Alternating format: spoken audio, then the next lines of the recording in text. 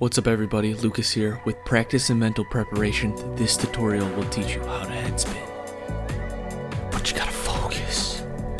Some prerequisites: you're gonna wanna be in general decent shape. Having good upside down balance is a bonus, but not completely necessary, for we will be learning how to do a headstand and progress throughout this entire tutorial. Now, I would recommend investing in a soft spin cap if you don't have one already. However, if you are going to be practicing this move a lot, I do recommend learning it with a helmet because it will prevent the bald spot. Alright, with that being said, let's get started learning the headspin.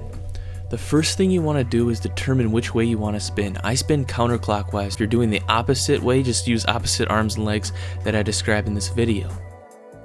Alright, first thing we're going to want to do is get up into a headstand. Now, in the early stages, you can choose to go up against a wall to help aid in balance.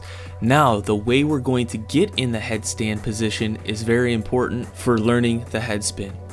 If you spin counterclockwise, like I do, what you're going to want to do is keep your right foot towards the ground and kick up with your left foot, keeping your legs spread. Always have your right foot a little bit towards the ground, so instead of rolling onto your back, you can always come back down to that foot. If you go clockwise, you're going to want to do the opposite. So you're going to want to kick up with your right leg and have your left foot still towards the ground. Have your arms and your head form a triangle on the ground and try to keep steady balance. Doing this on top of your spin cap for extra padding, or you can just put on your spin cap and you'll be cool. So keep working on that headstand progression until you're feeling pretty stable. Now we're going to start to turn. You're going to want to do the exact same get up into the headstand, keeping that leading foot on the ground, but with each kick up, you're going to want to slowly turn around. You can keep that foot towards the ground, so you always come back down to the foot, just like so.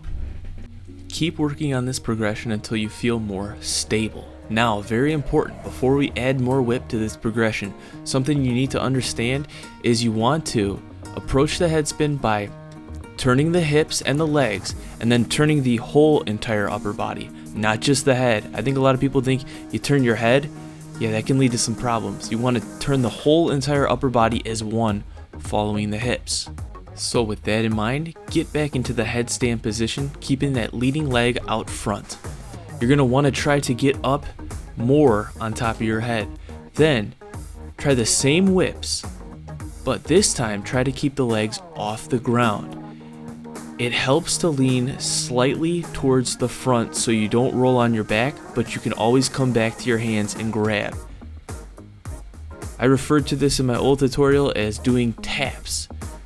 Turn the hips slowly and then follow with the upper body. Once again, it really helps to lean towards the front rather than trying to go straight up right away, because if you do fall backwards, it's harder to recover that. It's easier to recover if you're falling towards your hands. You can just put your hands down and grab yourself and kind of tap yourself around and back up. Notice how I'm following my right leg, which is my leading leg.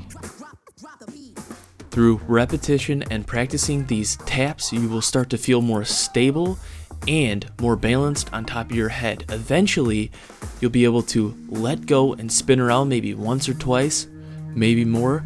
But what I believe is important throughout these early stages is keep the center of balance a little bit towards your chest or a little bit towards your front, so that when you do need to recover, you can just come to your hands and stay up longer by doing more taps. It really helps the efficiency of the practice session, so you're not rolling on your back all day long. Over time, throughout practice, your taps will get a little bit more aggressive, more powerful, and you'll be able to let go and glide for longer.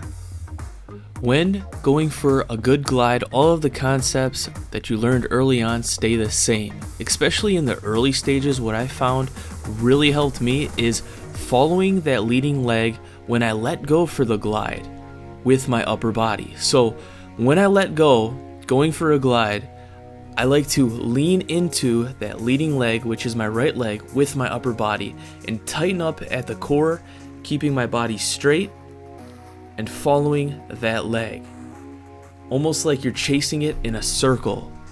That really helped me get my first 10 or so glides, basically. And then from there, with practice, you'll be able to control your glide more, do different leg motions, get a little funky with it, you know? So more powerful taps, all you're doing basically is whipping your hips, allowing your leading leg to get a little bit out in front of you, and then pushing yourself off the ground with your hands, allowing your entire upper body to come back to neutral. When you let go for the glide, you basically just keep following that leading leg around and around. The centripetal force will help keep you balanced, and this all will be developed by practicing these simple progressions. Now, remember to practice smart. Don't go too fast at once. If you're getting way too sore, maybe take a break, maybe take a day off. You know your limits. Also, I highly recommend practicing this with a helmet, especially if you're first going to learn it, because it will help prevent that bald spot that a lot of b-boys get, and I got it one time. If you let it get too far, your hair actually won't grow back, so it's very important in my opinion. But I mean, if you don't care, if you just want to have, like, you know, a bald spot in the center, you know, I mean, you do you know what I'm saying? I recommend practicing with the helmet. It's very similar to the hat. It's just a little bit more off the ground. It's super easy to switch once you get it. I really hope you guys enjoyed this tutorial. I hope it was informative. I hope it helped you all out. Don't forget to subscribe. More videos, more tutorials coming. Thank you guys so much for watching. Peace. You all have a good one. I'll see you in the next video.